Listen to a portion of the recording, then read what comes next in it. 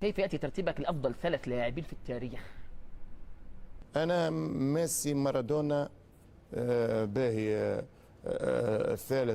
الثالث يبقى بوليه، لأن بوليه أسطورة باش نشيلوه حتى من المراكز. أما نتصور كرسي واثنين، ميسي مارادونا. ميسي أم رونالدو؟ وكان نقول لك الاثنان معا. من تفضل؟ دبلوماسية. أنا بالنسبة لي ميسي. ميسي أم رونالدو؟ أنا قلت سابقا وأكرر يعني نفس القول. بالنسبة لي أفضل مهاجم في العالم هو كريستيانو رونالدو، وأفضل لاعب في العالم هو ليو ميسي. لا يوجد لاعب على هذا الكوكب بمهارة ومقدرة ميسي. ميسي الأفضل.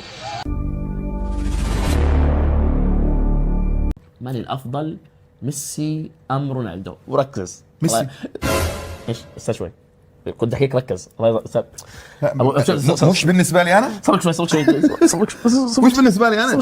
لا لا شوف بس يلا اوكي، روح يلا.